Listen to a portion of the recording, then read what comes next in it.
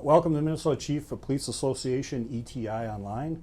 Today we're going to be talking about social media, community engagement on social media. I'm Police Chief Paul Hoppy, Public Safety Director with the City of Wyoming. We'll kind of get into this a little bit. The primary elements of community policing. If we look at community policing, traditionally there's three circles that we really operate within. Community partnerships, problem solving, and organizational transformation.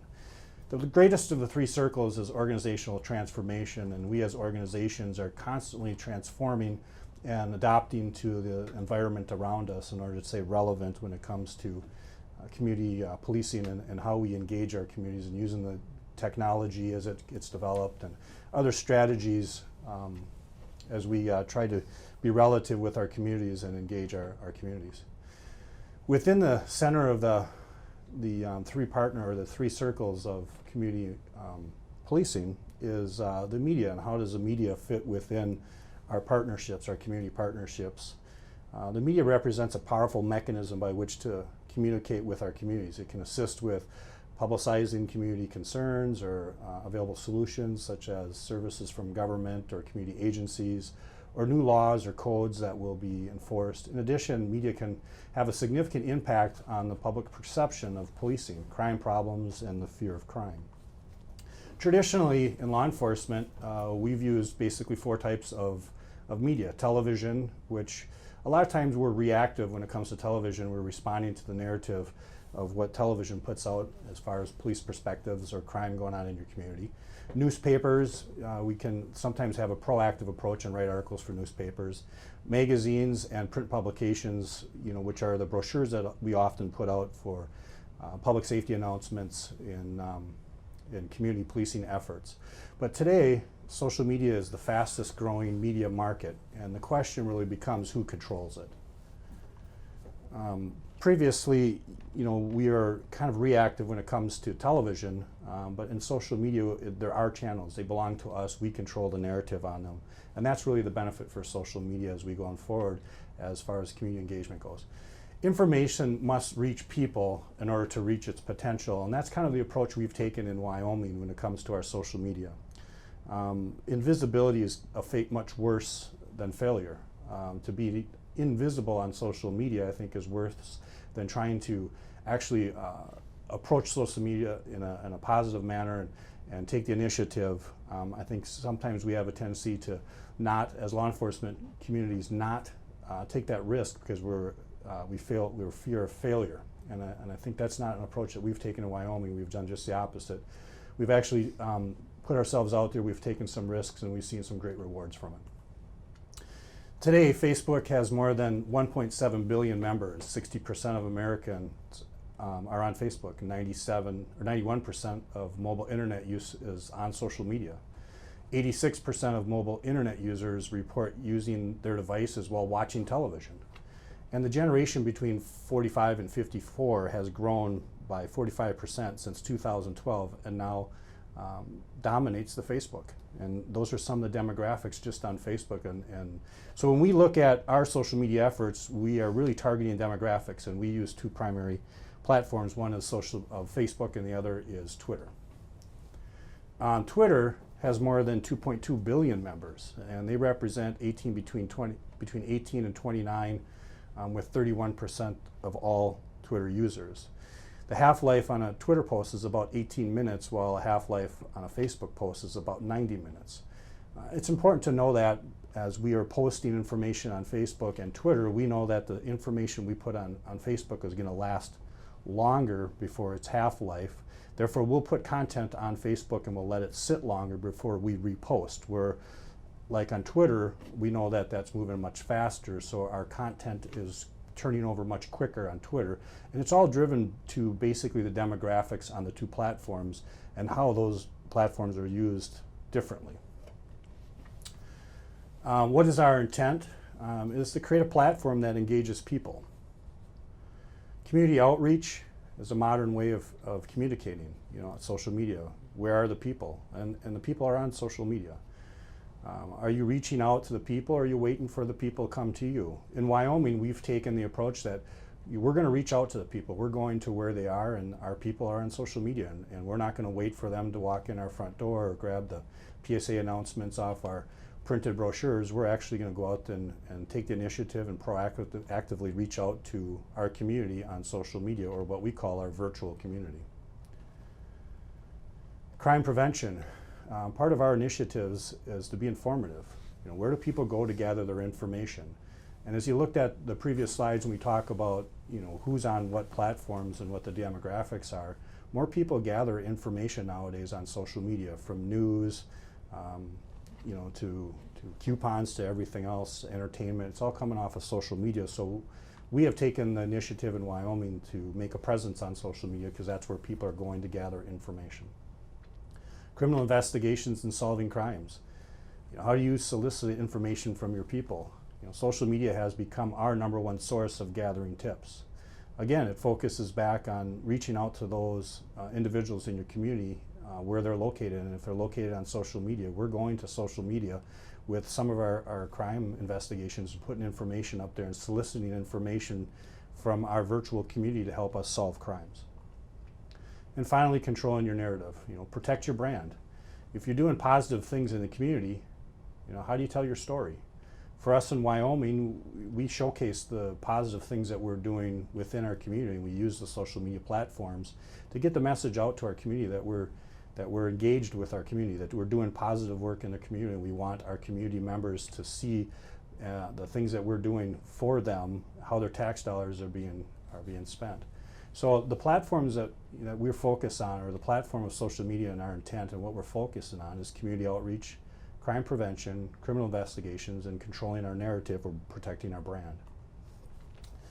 I use this quote as from our previous city administrator, but it demonstrates, as we go through some of our initiatives in Wyoming and how we use our social media and interject some tongue-in-cheek humor in it. This is a quote from our prior city administrator that says, "I like using information, problem solving, and humor to develop potential in people. I am responsible for resulting in empowered employees who can act independently with confidence." And I think that's important, because at the end of the day, our social media fans are really looking to hear from our officers, the guys that are working the street. And so you have to create some trust with your employees and give them the power and creativity to be able to post relative information, use a little bit of tongue-in-cheek humor for us, and that's not necessarily comfortable for all agencies, but for us it does work. But we give our employees and we empower them with the ability to direct post on social media. Not that they have a carte blanche opportunity to put on anything they want. We do operate under some guidelines to help them put relative content on our social media platforms. But it is a demonstration of what some of our philosophy is in how to use social media to our advantage, and how to use your employees as a benefit to posting on your social media. But as we talk about those guidelines, we are driving after 4 initiatives. We want to be informative. We want to promote our brand. We want to market our channels. And we want to be entertaining. At the end of the day, social media, there is a big part of it that is entertaining. It's also informative. We've actually kind of used some of the programming from mass media. If you look at most television stations, they have news, sitcom, drama, and reality TV. And we've kind of used that same format in our social media platforms and how we create content. But it's all driven towards being informative, promoting our brand, marketing our channels, and being entertaining. Being entertaining must also be informative. What's your story? Share it in a way that attracts people. And that's part of how we create content in Wyoming. So we understand there's an entertaining component to what we're doing, but we want to use that component of entertainment to also pass on messages. Our mission is to drive exposure for real issues. If nobody's watching our page, then we're not delivering the information that we want to deliver. So we will use or create content in between real issues. And even when we create content, there's usually a message behind it that's informative. Bite-sized content gets read more than long articles. And that's something that we've learned over the time is both Twitter and Facebook are fast moving. And long articles usually don't get read. So we'll use memes and pictures and we'll use bite-sized content in order to to get people to read our message. If the article is too long, they actually zoom by it, and we really are ineffective in passing on our message. So we've found that bite-sized content is better than long articles. Humor applies to a wide audience, and it's a visual world, so pictures get more impressions. So a lot of times we'll use pictures off of the internet, we'll use memes. On our Twitter page, we do kind of focus on trying to pass our message off in 14 words or less. And if we add a picture to it, it's really 1,014 words. And so we often use pictures that have a message built into them or support the message that we're trying to pass on to our public. And we'll also use humor at times when it's appropriate, tongue-in-cheek humor, but we can also be serious in the same realm. But to use a combination, of all of it is really what's been driving our social media initiative and the positive response from our community, because it breaks down the barrier between an institution and an individual. By bringing some of these other components in, even such as tongue-in-cheek humor, we've been able to effectively break down that barrier, and we get people to connect on a one-to-one basis, from a community member to an officer, because it breaks it down and they see the humanization of law enforcement and the individual police officer, and that's where the real connection is made. So being informative, and we're just going to go through a couple of slides here and some of the content that we put out that fits within those initiatives. Here's an example of a bridge that was struck over I-35, and through our social media efforts, we got over 2,100 shares on this one incident, but we're really being informative. We're letting our public know that there is some sort of traffic event that's going to happen so they can avoid the area. Another example is once we do know what that bridge repair schedule is, we're trying to put that out on social media as quick as we can and keeping the general public informed. Let them know what the outage is going to be on those roads, when those road closures are going to happen, what day of the week, and then they can make the appropriate travel arrangements, which it benefits not only them but also our community, because we reduce the traffic backup on those major crossover intersections, and then people can choose their other routes. But we're using those social media platforms, again, to be informative, to inform our public of vital information or appropriate information that helps them on their day-to-day routines. Here's a kind of an example of where we've used a meme in conjunction with text to pass on some information to our public about road closures and making good decisions or good choices. It's a combination, it's just an example of combination of how we can use memes and text to pass on a message and be informative. Again, when we have weather events in our community, we'll put those out on our social media, and we'll also tag and share information from other sources like news outlets as we pass on that information to our public. Again, road alerts and road closures, road conditions, often pushing those out on social media as part of our initiative to be informative. Plane crash on I-35 happened up in Wyoming. Again, it's information that's relative to a road closure. We also get a lot of people interested in what's going on in the community, and we use that platform again to be informative. This article here is simply sharing something posted by KSTP up on our social media website to keep our public informed. Again, we're posting information relative to road closures as it relates to a specific incident so that people can make the appropriate travel arrangements. This incident actually occurred, if you look at the screen, on Friday afternoon before 4th of July, and airplane crash or attempted to land on I-35. So you can imagine the major backups that we probably saw on I-35 on a Friday before 4th of July weekend, and how passing that information on our public as quick as we can through social media is a very effective way to try and reduce the secondary crashes on the interstate or the backups on the interstate, and just give people a better experience when trying to travel up north on that 4th of July weekend. Waiting until the news come out at 10 o'clock or 11 o'clock at night or the next morning may not be suffice in helping people make the necessary arrangements. So be informative. That's part of what we're trying to drive. And again, you can see that we do a lot on road closures, road conditions, on our social media, and keeping our public informed. And that's one of the reasons I think they come back to our social media, because there is informative. They can, if there is weather conditions and road closures, we are posting those and people can get that information right away in the morning when it's convenient for them. And again, other issues that we have around town, gas leaks, trying to get the public to avoid an area. We find, animals or dogs, rather than taking them to the pound, we try to get the information on social media and get them back to the owners as soon as possible. All of this content really drives followership to your social media page, because when they go there, they have real information that's informative. It's information that's important to them. It may be something that is low on our priority list, but to a dog owner, if they can relocate their dog on social media quicker than having to hunt through police departments or go to the impound or the animal impound, it's a benefit to them, and they start to follow your pages, and it's just the followership is, for every new follower, there's a new set of eyes and ears out there that we can use to solve crimes and get relative information out to.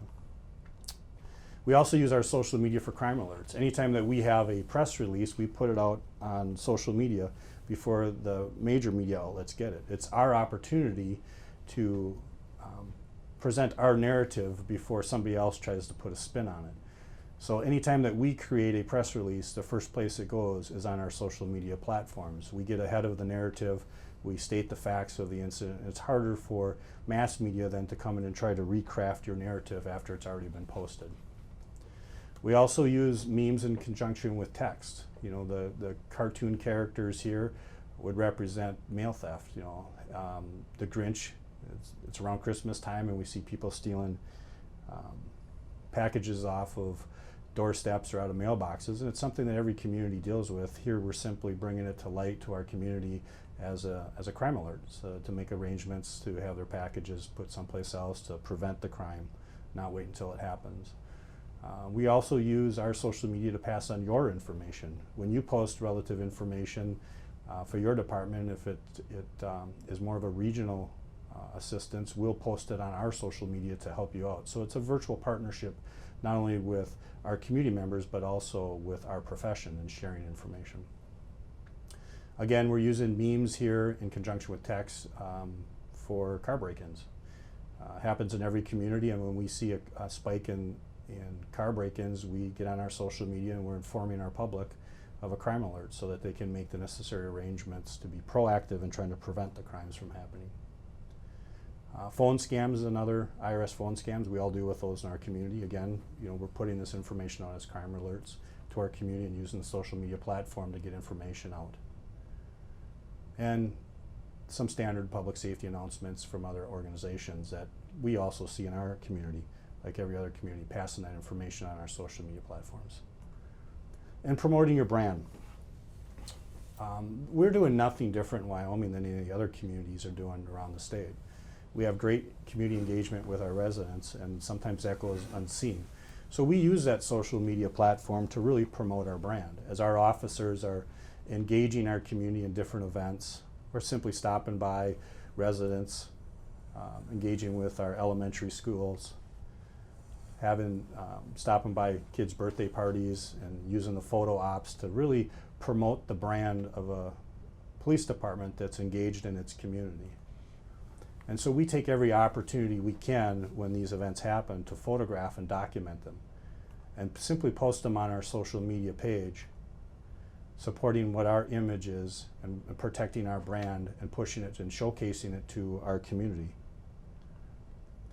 Market your channels. This is something I think for law enforcement is kind of counterintuitive, but it's important if you're going to be on social media to understand the marketing part of it. And what you're trying to do is increase the followership so that when you do push vital information out, or you are being informative, that you have followers out there actually watching it. For every new follower, that's a new set of eyes and ears for our department when it comes to trying to solve crimes or putting crime alerts out and being proactive. So a big part of that for us in Wyoming is to market those channels. You need to know your audience. Each site has a different demographics, and it's important to know your audience because in Wyoming we post different content on different sites based on what the demographics of that site is. So we will post different content on Facebook than we will on Twitter, knowing that we're driving to two different demographics, one younger and one older. There are times when we will cross over and cross-pollinate that context If it's mostly, most of the time when it's informative, we'll cross-pollinate from one platform to the other. But know your demographics, and you want to market specifically to that demographics because it is different content. Identify your community partners and include them when possible. We all have community partners within our cities that we work for, whether it be business people, whether it be nonprofit organizations. We identify those on a regular basis as our community partners. But there's also more to that. You have mass media, you have radio, you have newspapers. Those are also part of your community partners when it comes to social media. You almost have to look at it as though it's a virtual partner or a virtual community, and it extends probably beyond what we would think would be our traditional partners in our communities, because they can be of huge benefit to you, and we'll demonstrate some of that down the slides here on some positive things that have happened in Wyoming because of our social media efforts, and how those bigger partners, community partners, virtual partners play into that success. Share your successes with your organizational leaders. In order to be successful on social media, I think you have to have buy-in not only with your personnel that work for you, but you have to have buy-in from your community, and specifically buy-in from your elected officials. It's very important that you communicate with your elected officials what your initiatives on social media are, how you intend to use it, and some of the strategies that you're going to put in place and how they would probably affect your community as a whole, the benefits from them and some of the risks that you can, or challenges that you might be up against. But keep your political body informed on it, so as you come across those successes that you can showcase it to them, and when you do have those struggles along the way, that they're understanding that's part of the initiative and that's just part of the risk that you take when you go on social media. But the positive way significantly outweighs the negative that we've found in our initiatives so far. But keep them informed. They are part of your partnerships, and they do have to be informed. And you'll find that you'll have a lot more support from your political body if you keep them informed. Follow your analytics. You have followers, and that's what most of us see on social media, is how many people are following us. But that's only part of the picture. You also have shares, is how often is your content being shared, and what type of content is being shared, and then profile views or impressions. If you follow the analytics, it'll help you design content in the future. You'll be able to tell what content the public or your virtual community likes, and you can almost emulate that when you want to in order to drive followership or to drive views. We will often do this when we see trending information or trending events happening in or around the country. We'll use those and leverage that advantage to be able to push out real public safety announcements. And we have some examples in just a little bit that we can show you that how we utilize those trending moments and how we use that analytics to analyze which of our posts are most successful and how we use the success of those individual posts to push out public safety announcements. Marketing your channels. We have a tendency to show up once in a while on some of the news outlets, newspaper or newspapers, and when that happens, we're real good about throwing thanks back or shout outs to the different newspapers or news outlets that give us positive feedback. And because of that, and taking the time to do the interviews with your major news outlets, you'll find that you sometimes show up in a lot more places than you expect. But when that does happen, and you do get those positive responses from your bigger news outlets, take advantage of them to push your public safety announcement. And then again, when we market our channels, here's just a simple mannequin challenge that we did. And it was all based around law enforcement working with community members on a media project. Take those opportunities when professional organizations reach out to you. Take the opportunity to utilize those greater markets in order to support your initiative and market your channels. As you drive that followership and you create and you create some of the legitimacy in social media, the power of your message becomes much stronger.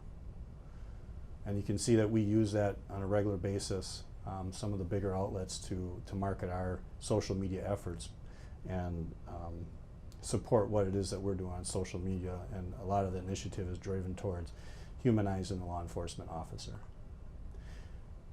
What keeps people following you? You can't make people follow your page, so you have to give them content that makes them want to come back to you. So we'll post content to keep followers coming back, but yet still has and contains a message in it. We'll frequently use memes, and memes are photographs that are somewhat have a sense of humor to them, but even when we use those memes, we're also delivering a message. And here you can see this is about responsible drinking, again, drinking and driving around Halloween. And in Minnesota, of course, we have a lot of deer strikes, so we're using the memes in conjunction with text to keep people alert to some of the driving hazards that may happen in Minnesota in the fall. And again, around Halloween, passing out Halloween tips. We're using those platforms to be entertaining but yet informative at the same time. Changing in public perception. Social media can have a great impact in changing public perception. And we're going to talk just briefly about a success that we had in Wyoming. Our city had embarked upon developing a new skateboard park, and they spent about $250,000 on the state-of-the-art skateboard park in our community. But with that came the negative persona and the fear of crime problems that would occur in our city parks if we were to build this. What we heard was that the park would attract drug dealers, dopers, troubled youth, criminal activity, and vandalism. And all of this was a fear of crime before we even built the skateboard park. The City Council demanded a response from the police department. How are we going to deal with this crime problem that the new skate park is going to bring to our community? How are we going to manage the vandalism that's going to come to our city parks as a result of this new attraction?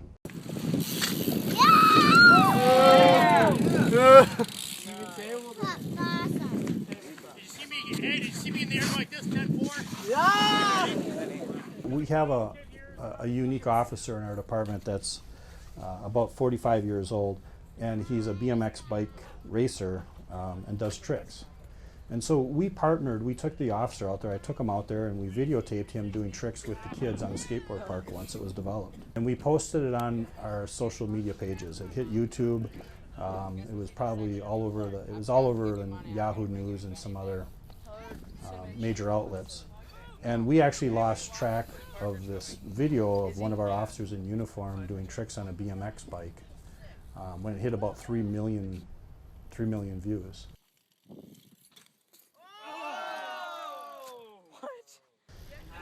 And what it did is it really changed some perceptions. The video was picked up by major local news outlets. They came out, one station came out and did a story with us, a follow-up story on our community policing efforts. Third Layer, which is a big skateboard and BMX company in town here, approached us as a sponsor to a skateboard park competition during National Night Out, where we gave away a ton of prizes and to not only everybody who participated, but basically everybody who was there watching. We built incredible credibility with our youth, our parents, and our city council, just based on the fact that we had a unique officer within our organization, and we decided to be creative with them. But not only that, but we videotaped it and we posted it on social media as a demonstration to our community as how we intended to deal with and manage the skateboard park. And the outcome of that is extremely positive. What was our message? Just because you ride a bike, a board, or a scooter doesn't make you a bad kid. The police department is taking an active role and engaging our youth and finding creative ways to interact with our community. We're going to continue on with some more content here and some of the positives that we have experienced and some challenges, examples of challenges that we've come across in Wyoming with our use of social media. This particular case that we worked was a theft of a ice house or ice castle. The trailer was parked in the resident's driveway, stolen in the middle of the day. Witnesses next door assisted the thief by pulling the suspect vehicle out of the ditch as he was leaving the driveway with the trailer attached. We had a vehicle description, but we had no plate information on the suspect vehicle. The owner and the police department posted pictures and descriptions of the stolen trailer and suspect vehicle on our Facebook and asked the public for assistance. After we posted this, if you look down at the bottom, there was more than 16,000 shares on social media. that it was so popular on social media that WCCO noticed the post and picked it up and did a segment on their 5 o'clock news. And about 20 minutes after the segment aired on WCCO, somebody in South St. Paul that was watching the news actually called our department and informed us that the stolen trailer was parked next door at their neighbor's yard. But it's just an example of how the power of social media can actually help us as law enforcement solve crimes. This was stolen in Wyoming and recovered about 30 miles south of our city, 20 minutes after WCCO aired it. And when we talk about community partners and partnerships on social media, WCCO is one of our community partners or virtual partners on social media. And because of the popularity of this post, they actually picked it up and did a story on it. And as a result of that, I think it's very important that, that we give that recognition back to those partners that help us. And so we posted after we recovered the trailer, thanking WCCO and the followers on Facebook for helping us solve this crime.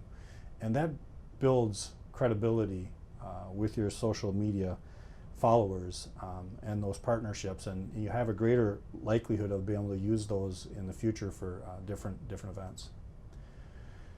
This post below blew our phones up and we had to pull it down about 30 minutes after we put it up. We had like a lot of agencies, we had a suspicious van, white cargo van in our community that was trying to solicit kids over, and we didn't know what the intent of it is or the intent of the drivers were. So we put a post up on our Facebook page. And once we put this post up, it literally blew our phones up, and we had to take the post down in about 30 minutes. We learned something from this particular post, that the information we put out was so broad that I think every white panel van across the metropolitan area and probably 3-state area had a suspicious phone call into 911 on the vehicle after they saw this post. It got shared 537 times, and this was one of our, back in 2014 when we first went on social media. And some of the things that we learned from this particular post was that you have to be really descriptive if you're going to put information out relative to looking to suspects or suspect vehicles. Because once this thing hits the internet and it starts getting shared, you really lose control of the post. And we dealt with phone calls on this suspicious van for about 6 months, believe it or not, even after we pulled the post down. So if you are going to use social media for crime alerts or to help find suspicious persons or vehicles, be very descriptive on it, because your reach can be so broad that it might overwhelm yourself with a response. This particular post was interesting. We received a complaint of fraudulent credit card activity. And we had a picture of the suspect who used the credit card at a local Walmart in our neighboring communities, but we didn't know who the person was. The comp reports her card was used at 3 local businesses the day before, but could no longer find her card. We obtained the video of the suspect using the card at 2 businesses in our neighboring community. We put the photo out on a crime alert, and we had no luck identifying the suspect. So then we put it up on social media, asking the public to assist us in locating information relative to the suspect and the credit card fraud. Within 4 hours, we had multiple private messages on our social media identifying the female. Within 12 hours, our local hospital called asking for copies of the police report. And within 24 hours, the female suspect actually called the police department and asked us to take her post off Facebook if she turned herself in.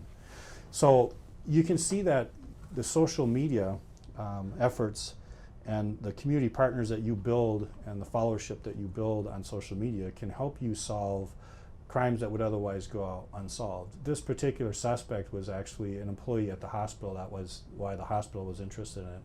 And she stole the credit card from the victim while she was visiting the hospital.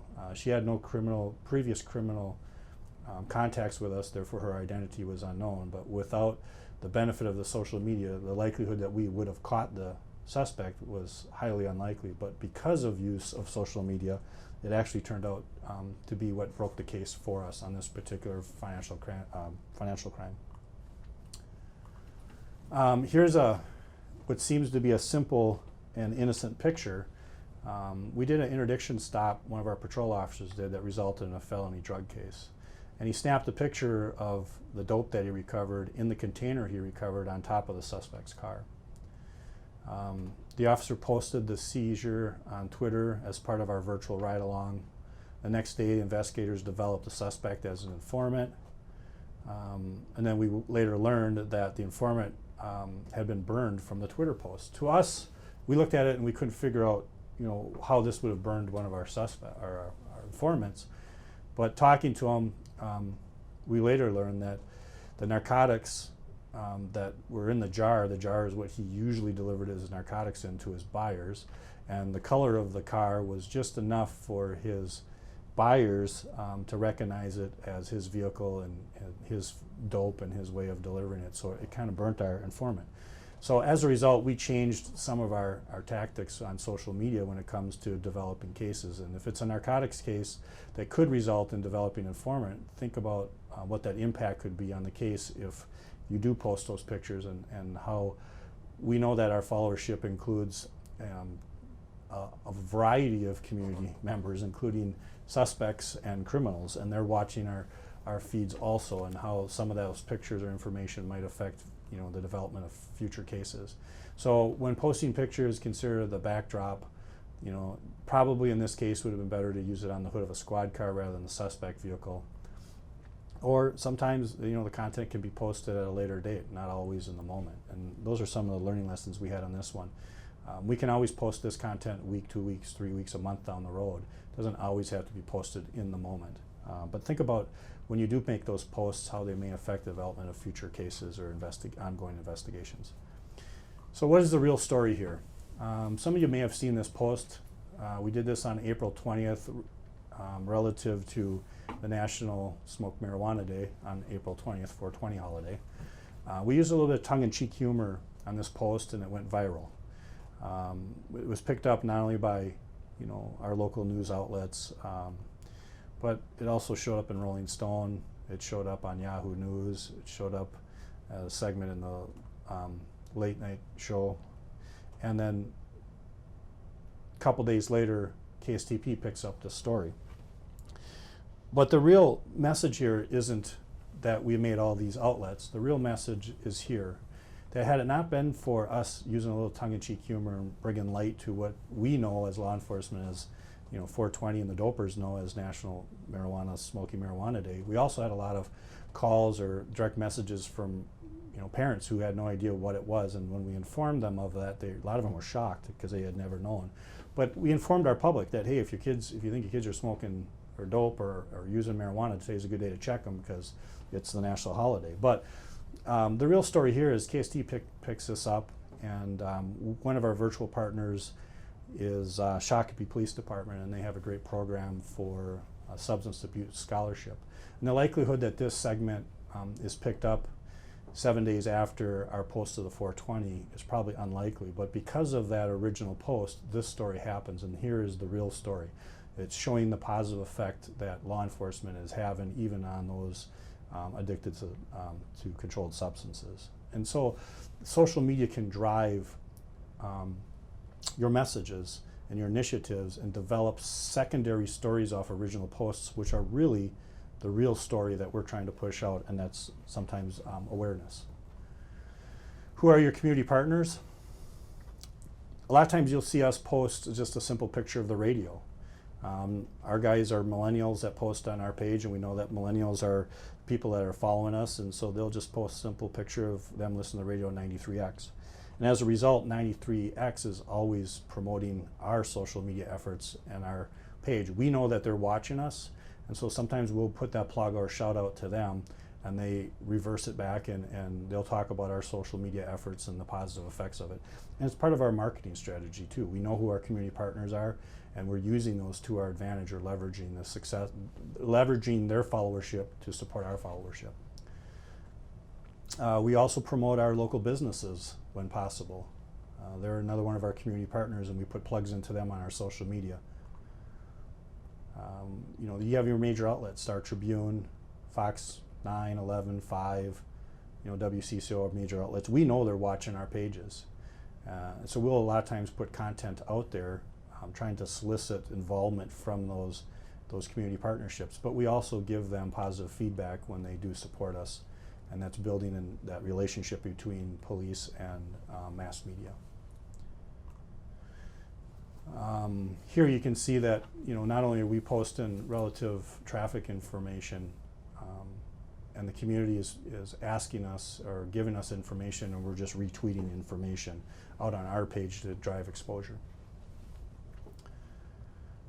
This is an interesting post. This is KSTP Traffic Division reaching out to us and asking us what the roads are like in our community, and as a result, we give them a response. If somebody asks us a question, we respond to it. That's part of the success of our social media page, is every question gets a response. And then again, thank your community partners. Anytime that we see a positive report or a positive story about our police department or use in our social media to support our initiative to solve crimes, we give that positive support back to those news outlets, and specifically the reporters that are supporting our social media effort. It is part of our partnership, and showing thanks and appreciation to those members is really driving the success for our social media efforts.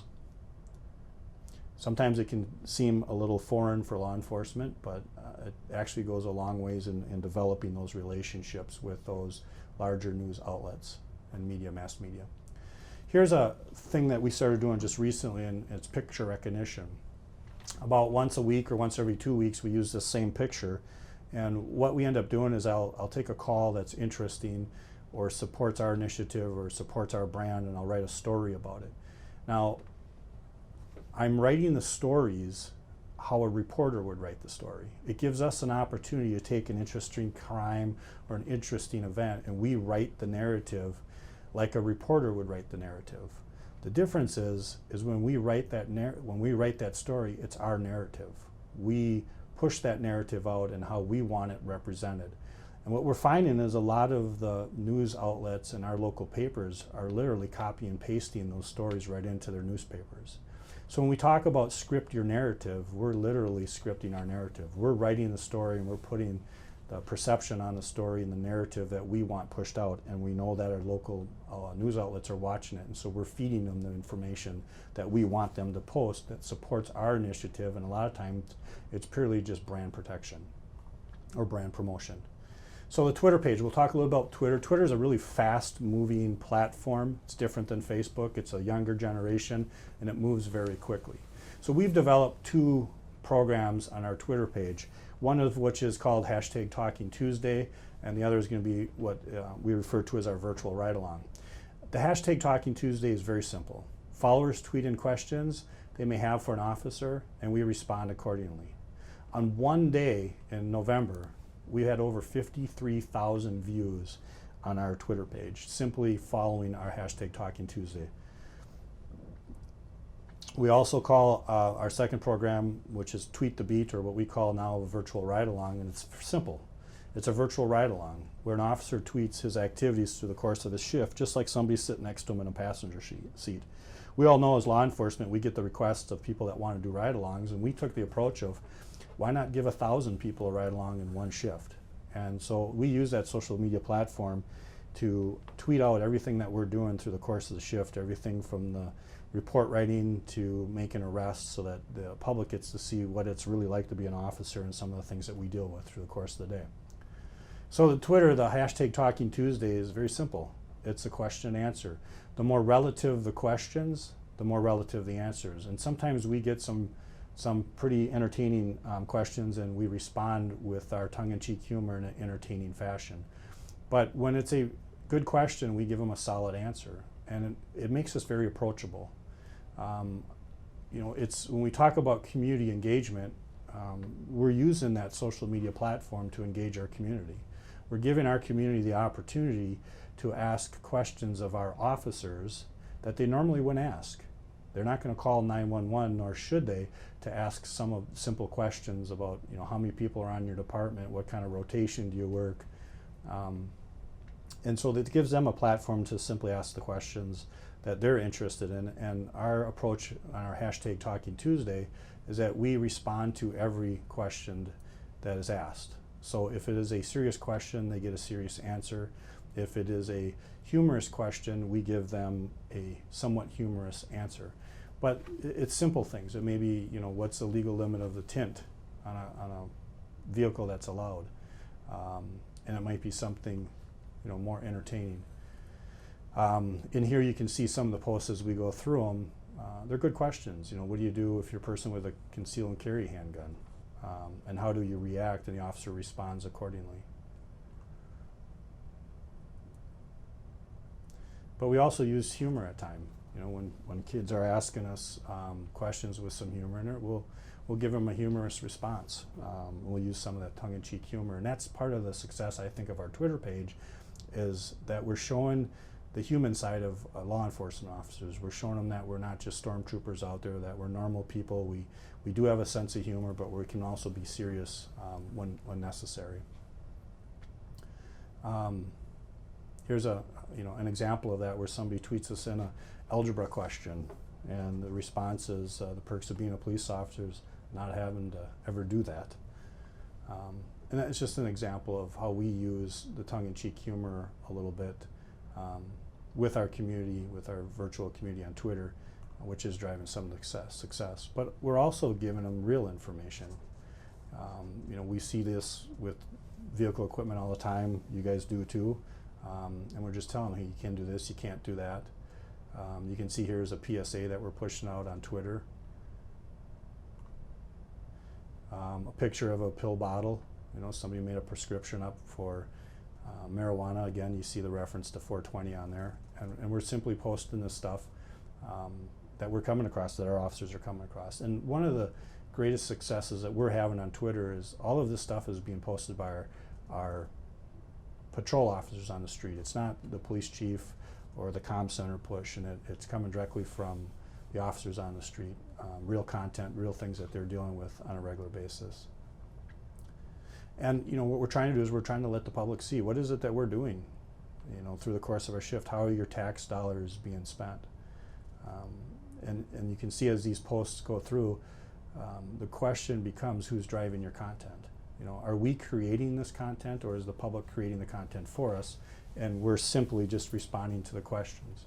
Now, this is a program we call Virtual Ride Along, and we touched briefly on it a couple minutes ago, but the whole premises behind our Virtual Ride Along is that the officers just tweet what it is that they're doing through the course of the day, whether it be making a traffic stop and issuing a citation, to trying to sit down and take a break and being interrupted, locating intoxicated couples walking home, giving them rides. What is it that your department is doing, and how are you showcasing that to your community? We're just simply using the social media platform to do that. Again, just some examples of where the content is coming from. It's when we talk about virtual ride along, or tweet the hashtag Talking Tuesdays, the content's really being created by the public. On the hashtag Talking Tuesdays, they create the questions, we simply respond to them. On the virtual ride along, we're simply posting what it is that we're doing through the course of the day. Without the contact with the community or the people that we're arresting, we have no content. So the content is really being driven by what it is that the community is engaged in, or what we're engaged with the community in. This is just an example of some of the things that that we as law enforcement officers have to deal with. The public doesn't know. Give them a taste of what it's like to be a cop. Show them that on a DWI arrest, we have to do search warrants to get the blood, and what kind of time frame that takes, and the challenges and struggles and barriers that we have to get over.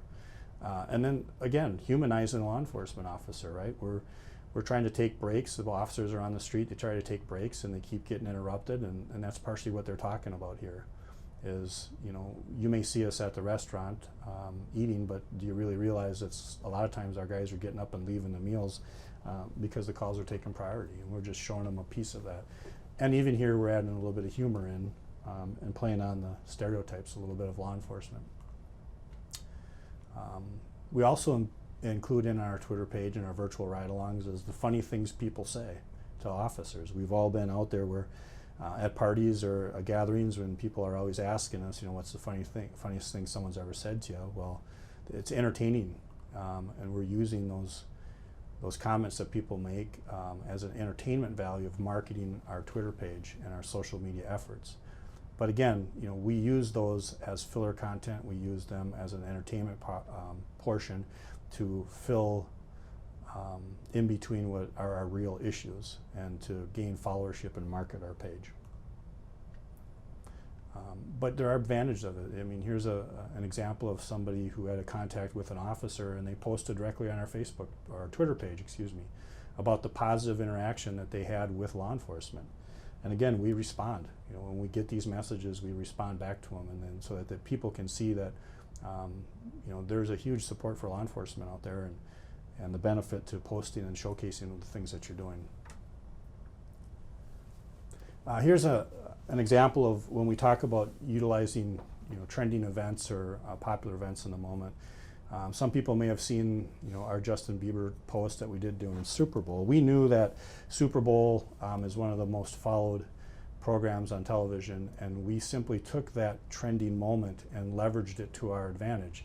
We took the most popular commercial during a trending event and created a tweet relative to that event. This particular post went viral for us, and it was all driven towards driving a PSA conversation that would otherwise not have happened. And we've actually emulated this and repeated this a couple of times, not the exact wordage or used the exact trending moment or band, but we've actually taken this format of this particular tweet and we've used it before with the same result. So we've actually learned that we can use these popular trending moments to drive a public safety announcement. So once this particular post grabbed traction, and if you look at the bottom of the post, 17,000 likes, 10,000 shares, we knew that we had gotten some traction on this post, and so we immediately follow it up with real content. We know that as law enforcement that on Super Bowl night there's a lot of parties, a lot of house parties, people are going to be consuming alcohol and they're going to be driving, and so we took this moment to pass on that public safety announcement to get a safe ride home. We saw this as a huge success because not only did it feed to our community, but this particular post and the content behind it created a platform to have conversations across the country with different media outlets relative to the post, and we continued to push our public safety announcement that the post was driven behind a traditional public safety announcement of responsible drinking and driving. We just used a non-traditional format to do it. But what it did create is an opportunity to have those conversations that would have otherwise not happened in that moment. And how to use tongue-in-cheek humor. We do this on a regular basis. We'll use a little bit of tongue-in-cheek humor to market our page, and you can see at the bottom of some of these posts that we watch that analytics, and we know our followership likes these types of posts. And they're just simple tongue-in-cheek humor, completely appropriate, and when used successfully can really drive exposure to some real issues that you're dealing with.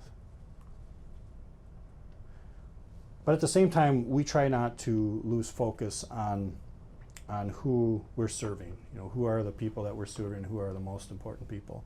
And this is just two examples of how we will sometimes get asked questions on our hashtag Talking Tuesday, where people that follow our Twitter pages, our Facebook pages will throw a little humor in there themselves and try to ask a guy out for a date, our Twitter writers, and our responses are perfect. Our officers respond perfectly that we're in a committed relationship with our community. And that's really what it's about. We're focused on our community and the 8,000 people that live in our community.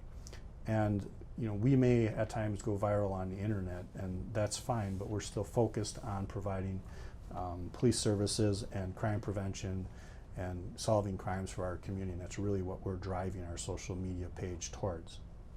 And if there are other community members or our virtual community, which is larger than our regular citizen community, are watching, that's fine. But we make it very clear on our public and on our social media pages that our primary initiative is serving our community, and those are the most important people to us.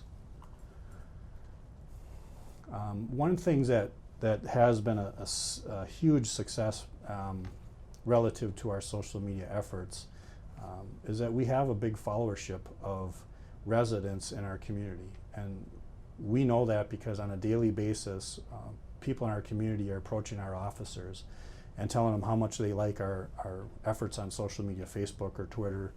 And what it's really developed is a conversation opener for our community, that they see our officers as individuals, not as an institution, that they feel that our officers are very approachable, and they regularly approach them on the street and have conversations, initiate conversations with our officers. I think we have effectively tried and been successful at breaking down that barrier between our community and our institution as a police department, and help build the relationship between individual members of our community with individual members of our police department through our efforts on social media, because we created a platform through our hashtag Talking Tuesday and our virtual ride-along that sends out the perception, which is reality, that our department is approachable, that our individual officers are approachable, and we've seen a success in that day to day, and that's what's reported back to me by most of our patrol officers, that they're having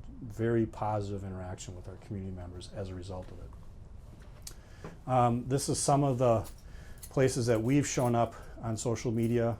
Most of these are not even in Minnesota. When we talk about that greater community that follows you, a lot of these other news outlets will hit on some of our more popular posts that tend to go viral, but we really don't focus on this. I mean, it's neat to see your department show up in some of these other bigger news outlets, but at the end of the day, we're really focused on our community.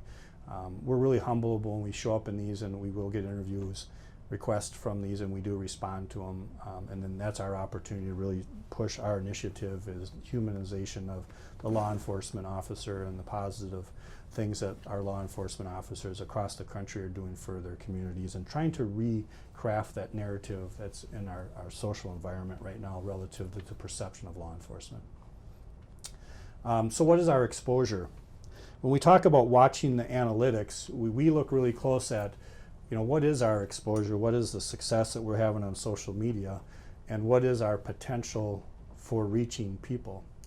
We've taken kind of a unique approach, I think, on social media that's worked out for Wyoming well, because as a community of 8,000 people, this is what our analytics show us.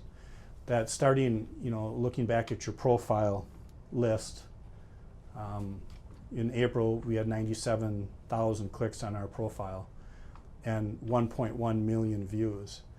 And as you can see, the popularity of our page has grown, that it's not unusual for us to hit any place between 1.5 to 2.5 million views per month on our social media page. So when we talk from a law enforcement perspective and a law enforcement community, and what is the advantage of social media and what is the power of social media, I think this demonstrates on how effective our social media platforms can be for giving us as law enforcement professionals an opportunity to reach out to our community and pass on our messages. From Wyoming's perspective, when we look at 2.5 million views in 1 month, that's 2.5 million times that we've had the opportunity to pass information out to our public and be informative to them. Some of that is driven through our marketing strategy, where we use some tongue-in-cheek humor. Some of it is driven by the information that we put out, but I think most of it is driven by the fact that we're engaging our community on the platform. We're using that social media to really build engagement with our community, which is what drives that virtual community back to our pages and creates those opportunities for us to engage back with our community and have the ability to reach the potential and views on our social media, which is simply opportunities for us to pass out public safety announcements, informative information, and help us solve crimes and promote the brand and image of our organizations. So we do watch that, and I encourage everybody, look at your views, look at your profile hits, not just how many people are following you, but look at what your potential to pass information on is to your community, whether it be your physical community or your virtual community. Every one of those views is an opportunity. We have had to deal with some critical incidences in the last 6 months in Wyoming, and how does social media fit into that? So we kind of developed two different plans on our social media responses when it comes to critical incidences, and we'll look at a couple of them here real quick.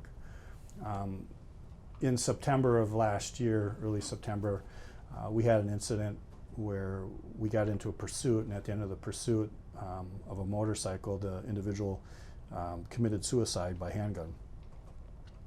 The next morning, this is what the headlines read on KARE 11, that the motorcycle dies after high-speed chase with police. And it really wasn't the case of it. It was a suicide at the end of a police chase.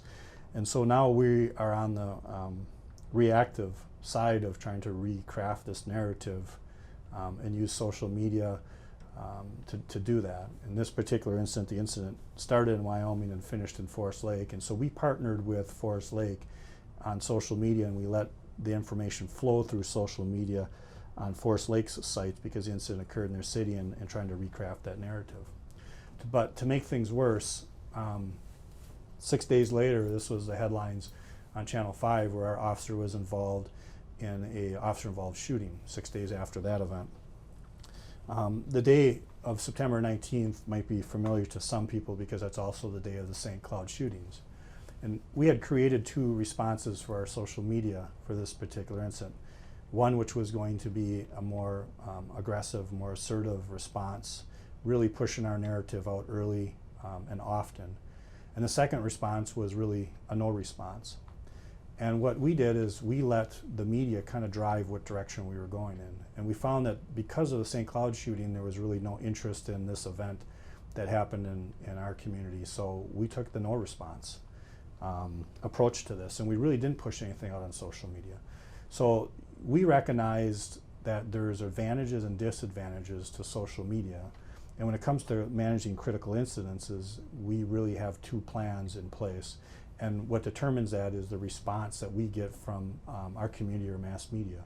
If they want a lot of information, we're going to be assertive in getting the information out there. But if there is no interest in it, we're not necessarily going to post and push information out on an active investigation that's ongoing. So a couple helpful tips as we kind of wrap up today on our approach to social media in Wyoming is we don't always have to you don't always have to create new content. Be a good source for trending content. And when we talk about that, is some of the successes we've seen is if you want to be followed, then you need to follow people. And if you want to be asked, then you have to answer. If you want to be interesting, then you have to be interested. And retweet informative and entertaining content. So some of the successes that have driven our page is because people ask, we answer. If people are going to ask and you don't answer, the probability is that they're not going to come back. And in order to be followed, we follow other departments. So we have our virtual partners, which include departments from across the state and across the country that we follow, and they follow us, and they become our virtual partners. That they have some great content out there, so we aren't creating all of our own content. Sometimes we're purely sharing the content of other departments, which builds a partnership that extends beyond just your neighboring communities. And you leverage the success of a number of agencies for social media, your own social media efforts.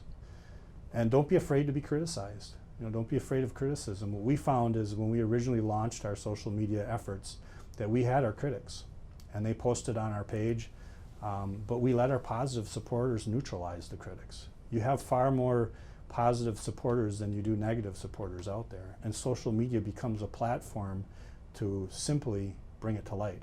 It gives it an opportunity for the public to see that you're far more supportive and supported than you have critics. And it also becomes an advantage for your officers to also see that our officers watch our social media as much as they post on it, and they see the positive responses and the positive comments from our community relative to the things we're doing, and it really boosts morale within our own organization. And that will conclude our social media segment for the Chiefs Association Online ETI.